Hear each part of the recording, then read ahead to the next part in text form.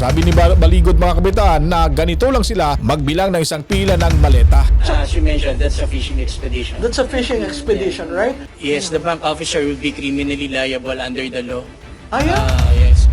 So kasi ang bank secrecy is about absolute confidentiality.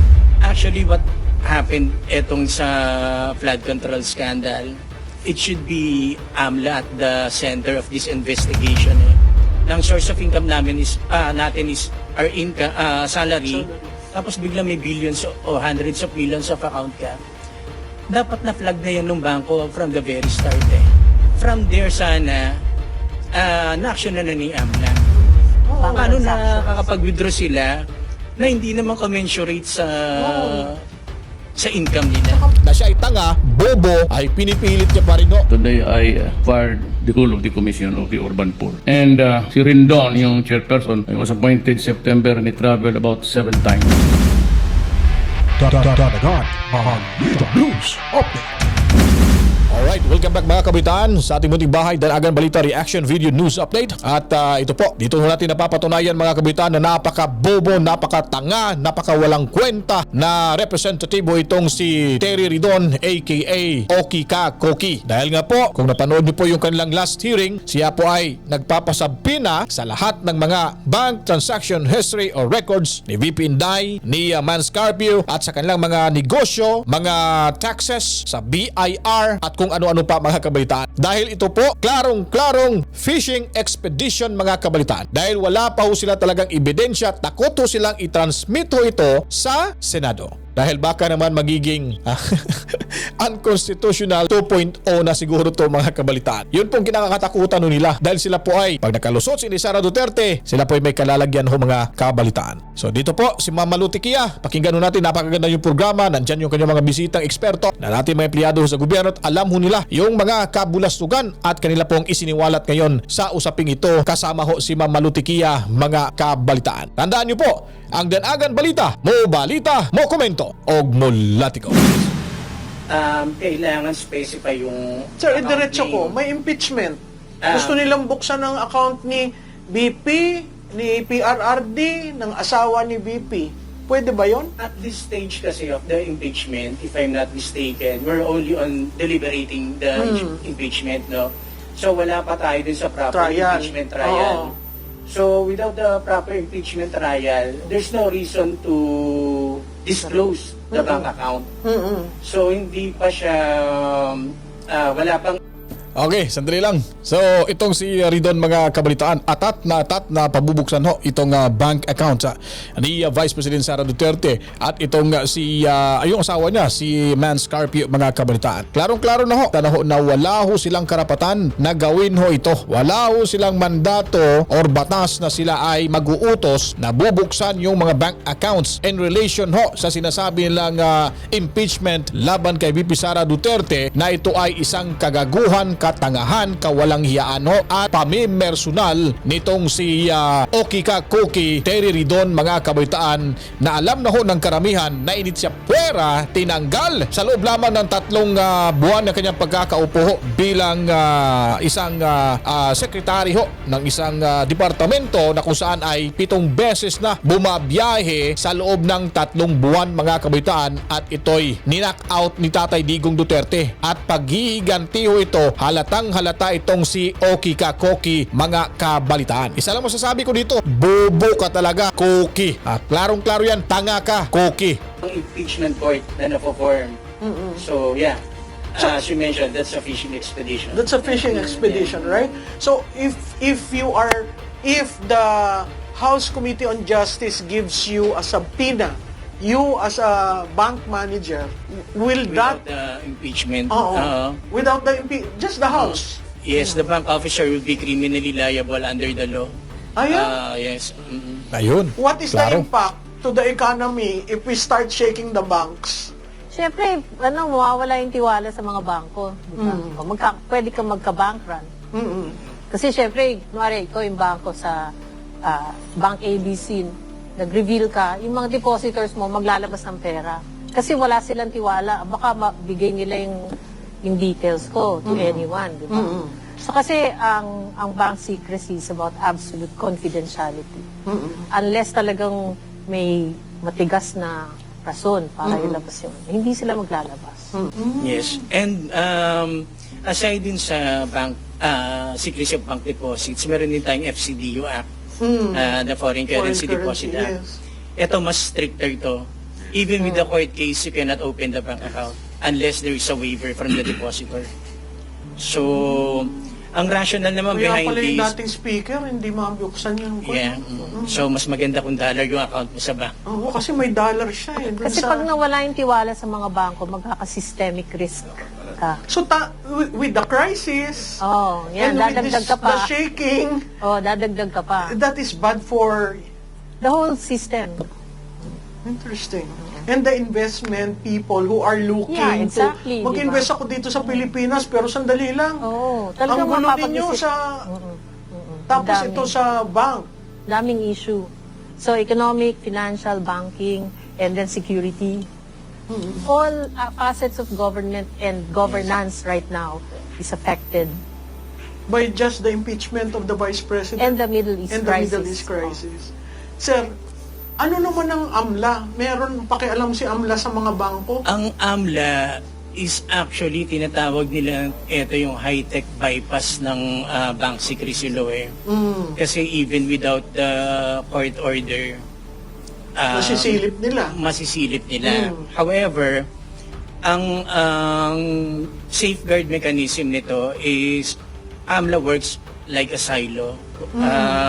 Independent sila. Even Congress cannot summon AMLA to produce bank records of a person.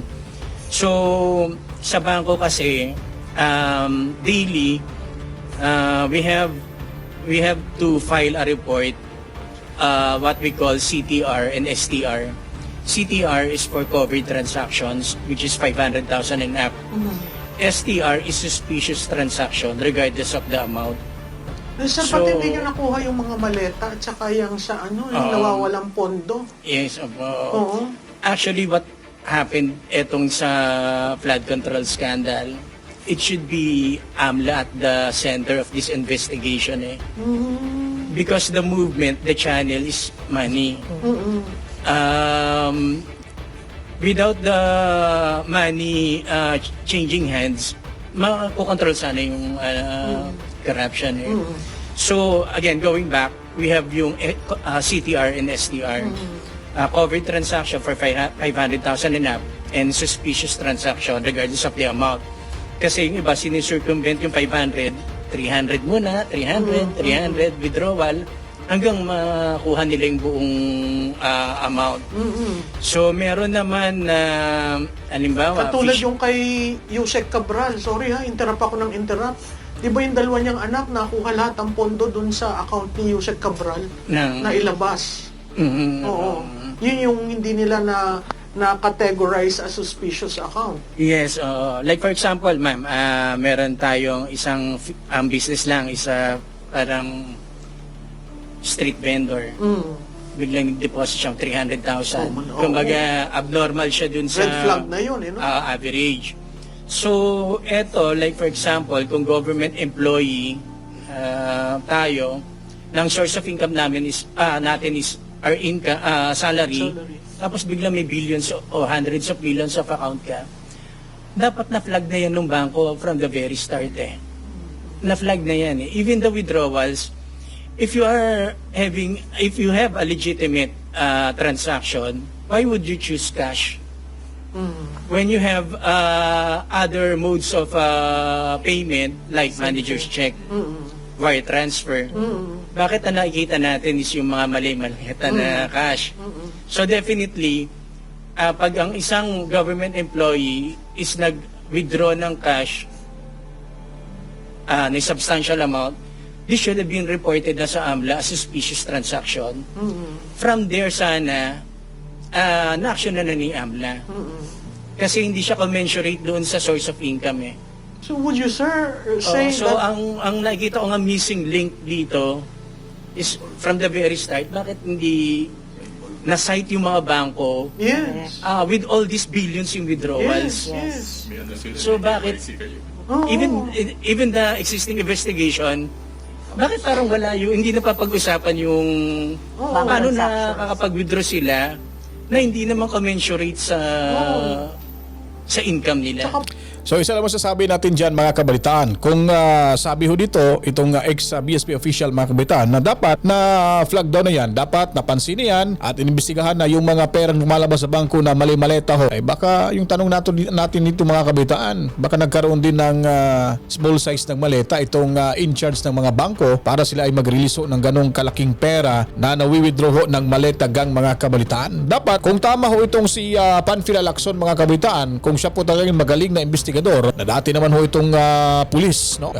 Talagang matikas to. Dapat alam niya ho yung step by step papaano niya ho ito mauhuli itong mga buayang politiko. Kaso nga lang mga kabalitaan, kakampi ho nila yung ehekutibo, kakampi ho nila yung bahay ni Kuya at ito yung kanilang kamahalan. Sino pa ba may maglakas loob ho na tatanungin ho ito? Ikaw naman talaga ay makakatanggap rin ng reward pag ikaw ay sumakay sa kanilang kalukuhan at kawalang hiyaan mga kabalitaan. Paano nagkakaroon sila ng account na... Ngayon, AMLA, parang working as an independent organization, should have looked into the transactions. Bakit ito? They have that power, right? They have the on power. their own. Yeah. And then they recommend. Baka nabigyan na rin siguro yun. Yes, I'm not sure of the law, but I think they have to go through the courts of appeal to get the bank records. Kahit Pero AMLA. even Congress cannot ask or request AMLA, or AMLA mo ang may plunder dito, pa-investigahan yata. Hindi pwedeng. Dapat it should emanate from AMLA itself. And AMLA is supposed to be apolitical, right? Yes. Apolitical. Should be apolitical. Should not be used for political motives. Kahit apolitical pa yung AMLA mga kabalitaan, kung sasabihin niya ni Tamba, ay AMLA, wag na, gugulo lang yung buhay mo, tanggapin nyo na to, yung sobre. Wag lang yung maleta kasi marami pang mabibigyan ho natin yan. Stay put lang kayo kasi ang gagawin nyo naman ay sisilipin. Wag na kayong sumili. Ito, pinapasilip po na yung sobre. Ano ba nakikita nyo? Ganito kalaki, sir, buhaya. Sa inyo na yan. For the boys, mamasyal kayo kahit saang bansang gusto nyo. Basta wag lang kayo mangialam sa negosyo namin ditong nakawan sa pera ni Juan. Kasi nagamit yan kay... I've heard from the news that Congressman is calling AMLA to Yes. investigate, Malabo so yan. hindi pwedeng i-dictate ng Congress ang AMLA. Should be the proper channels. Actually, Malu, meron pang ang isang transaction na dapat Hindi, ay posible ho mga kabalitaan na yung Congress ay magre-request ho sa AMLA na to investigate those illegal ninja moves nila mga kabalitaan. Ha?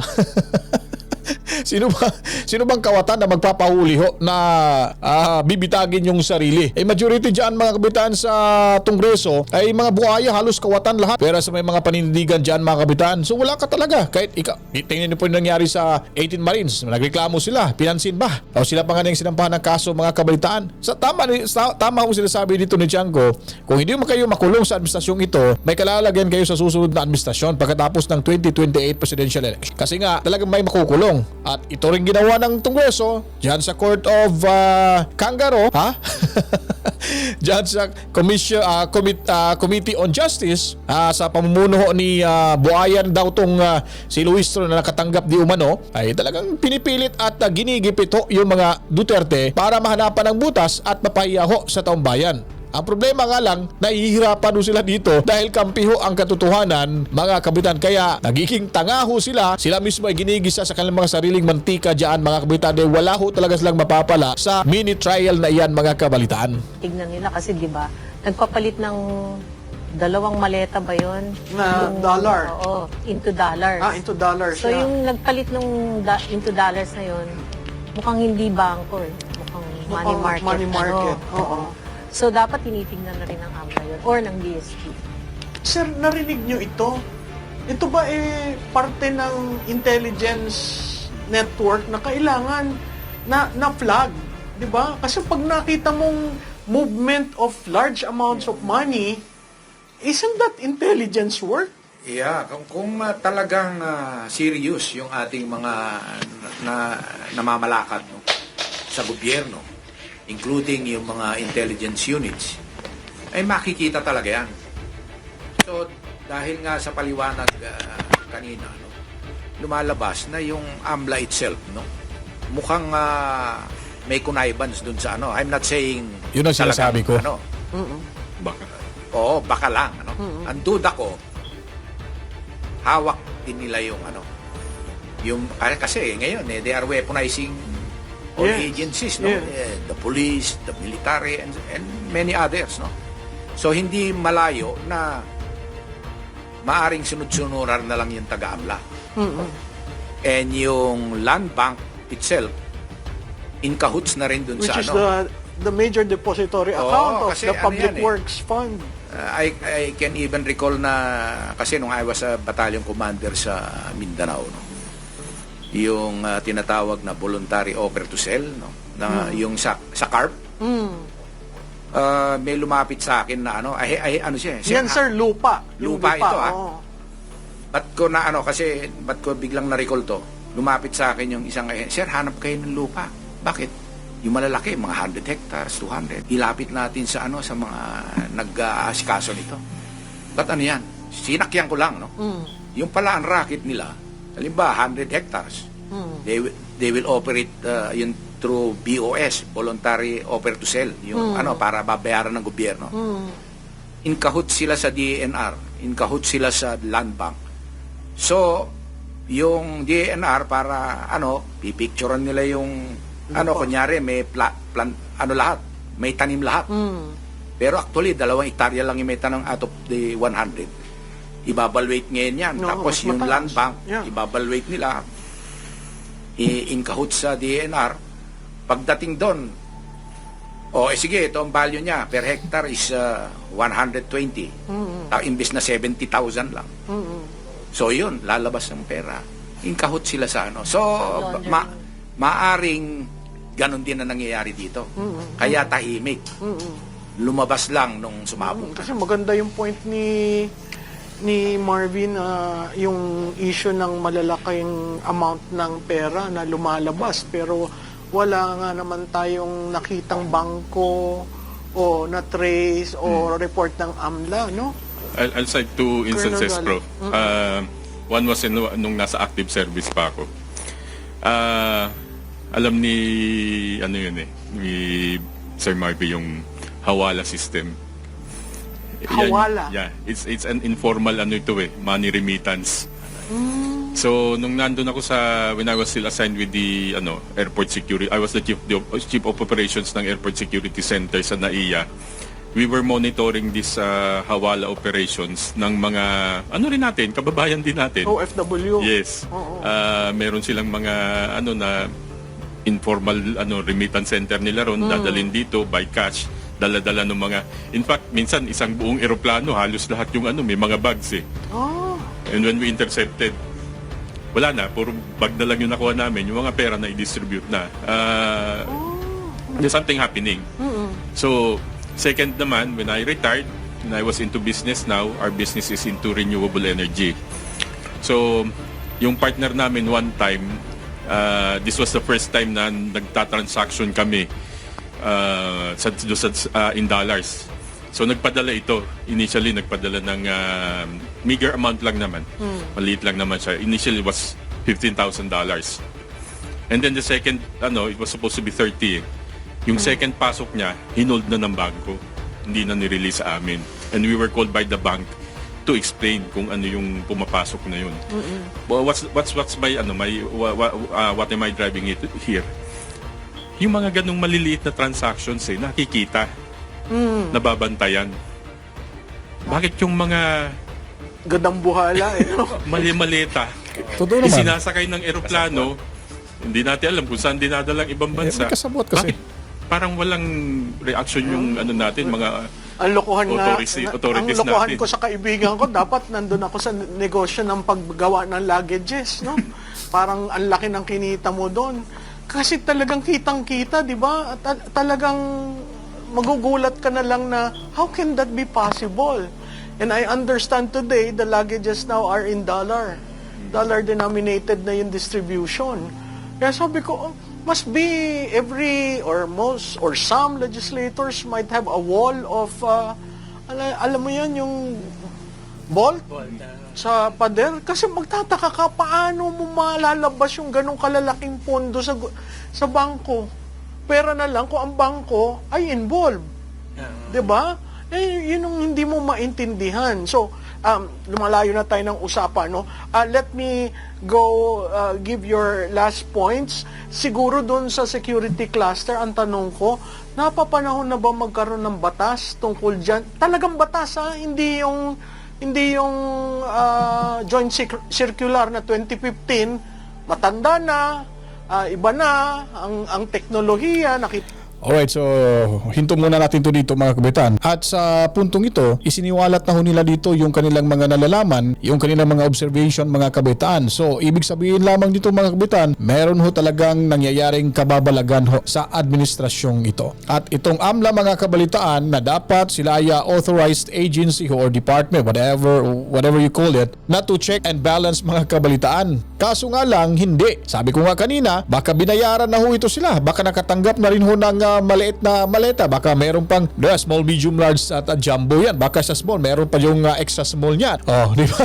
Baka yung extra small, yun po yung binibigay sa AMLA para mga kabitan na hindi ho sila papansinin at ibaliwala na lang ho yung mga nalalaman nito mga kabalitaan. So sa ngayon, hindi po ho sila mananagot dito. Dahil alam naman ho natin na hindi ho kikilos ang mga animal na ito mga kabitaan kung wala ho itong pagkukumpas dyan sa Malacanang. Imposible naman ho. Ikaw ay presidente, alam mo, yung mga aliporis mo ay gumagawan ng hindi maganda at alam mo naman na ikakasira ho ito sa iyong reputasyon at sa inyong administrasyon. Ba't hindi ho kayo gumawa ng paraan para ho mga kabalitaan masugpo ho ito? Paano ba gagawa ng paraan itong si Buboy? Ayon pa sa 18 Marines or sundalo nating magigiting na sila mismo ay naghahatid pa sa bahay dyan sa Ilocos Norte ang mga maleta hong hawak-hawak nila para sa parte or sabihin ho natin share ni Buboy mga kabalitaan. Ito si Buboy parang pikit balikat lang ho. Kunwari daw na wala siyang kaalam-alam or kinalaman at may pasabi-sabi pang mahiya naman kayo.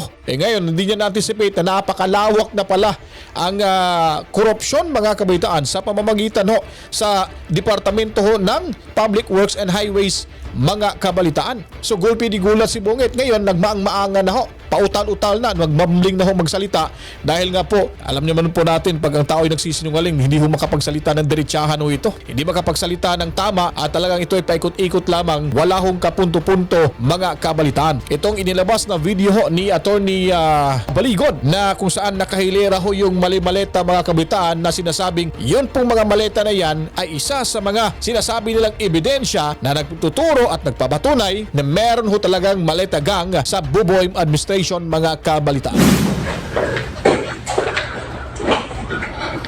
Yun na. Oh. Binibilang na dito eh. Ito, ulitin natin to dito mga kabalitaan. Ilang piraso po ba to? O, dyan, stop natin yan. I-post natin yan. 1, 2, 3, 4, 5, 6, 7, 8, 9, 10, 11. Siguro mga 15 ho to mga kabalitaan hanggang dulo. O di ba? So sabi ni Baligod mga kabitan na ganito lang sila magbilang ng isang pila ng maleta. Check natin to dito. O di ba? So ito ay sasabihin nila na guni-guni lamang. Sasabihin ni Panfilo Lacson na wala ho silang mga ebidensya at puro lamang kwentong barbero daw ang mga sinasabi nila laban ho sa Buboy administration, Tambuaya, Zaldico at ng ilan pang mga nababanggit na mga senador at kongresistang nakatanggap ho sa mga maletang ito mga kabalitaan. Sino po ba ang hindi magagalit ho dito? O ngayon, si Sara Duterte, pilit na ho nila itong patalsikin at sipain ho para hindi na ho magtakbo sa 2028 presidential elections dahil sila po ay takot na pag nanalo si Sara Duterte, sila po talaga ay may kalalagyan ho dito. At itong si Ridon talagang nagsusumikap ho kahit alam niya na ho sa sarili niya na siya ay tanga, bobo, ay pinipilit niya pa rin ho. Pinupush niya pa rin yung sarili niya sa harap ng maraming mga kongresista na kunwari ay patas at naaayon lang daw sa mga ebidensya yung kanilang boto mga kabalitaan, pero sa huli mga kabalitaan ay lutong Macau na ho ito. Sila dyan parehas ho nagpakatanga-tangahan mga kabalitaan. Alam niyo ba kung bakit itong si Ridon na buwisit kay Sara Duterte? Kung bakit siya galit na galit ho dito? Dahil ito po ay pamimersonal paghihiganti niya po dahil sinipaw ito ni Tatay Digong Duterte itong si wala nang iba, si Oki Kakuki mga kabalitaan. kabalitaan. Balikan ho natin atong mga sinasabi ni Tatay Digong mga kabalitaan. Gusto ko na sa panahon ko makapaghinga lang naman ang Pilipino sa corruption. And today I fired the whole of the commission of the urban pool. One is because it's a collegial body and I have heard that they never had any hearing except for one or two. And si Rindon, yung chairperson, although he thanked me for the time that he was there, pointed, ako naman, no personal reasons really to fire him except that he had too much too soon. I was appointed September and he traveled about 7 times. And to think that the office is an urban poor agency, I simply can't. I cannot understand why you have to be there at every powwow in the international scene. We cannot afford it. And that is why henceforth I said, everybody must get the permit from my office. Di ba? So ito yung dahilan kaya nanggagalaiti ho sa galit mga kabalitaan itong si Cookie mga kabalitaan. Eh, nangyari ngayon, pinipilit niya. Pero akala na siguro siya ay makakapaggiganti ho kay Sara Duterte. Paano ho siya makapaggiganti ho rito? Na kanyang mga ginagawa, puro naman ho katangahan, kabubuhan ho. Kawalang hiyan. Abogado ba talaga tong si Ridon? Na alam niyo naman ho kung ano talaga yung batas. Tayo nga, hindi abogado pero naintindihan ho natin yung kanilang mga ginagawang kalukuhan dyan na ito ay fishing expedition lang mga kabalitaan. Dahil sila po ay nangangalap pa ng ebidensya. Ngayon, sinasabi nila na ito ay meron dang sufficient in form, substance, and grounds mga kabalitaan, ba't hindi pa ho nila ito pagbubutuhan para i-transmit na ho itong articles of impeachment at matuloy na ho yung investigasyon at pagdinig ho dyan sa Senado bilang impeachment court mga kabalitaan. Dahil sila ay gumagawa talaga ng paraan na mapipin down ho nila itong si Sara Duterte para pag naipadala na ho nila sa Senado ay sila ay kumpiyansa na, kampante na ho sila na mapatalsik si Sara Duterte. Kaso ngayon lang, hindi pa ho sila kampante at kulang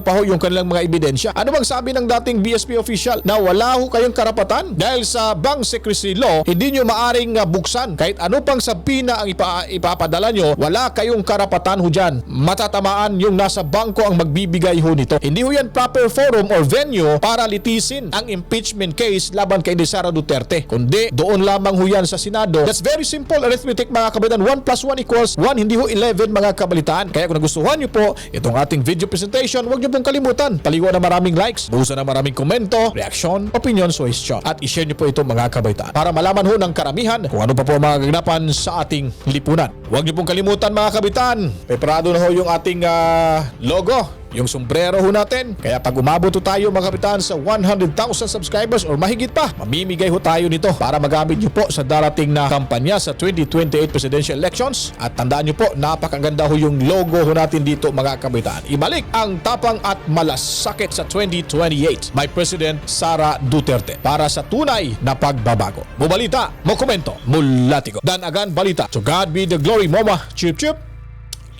Peace out.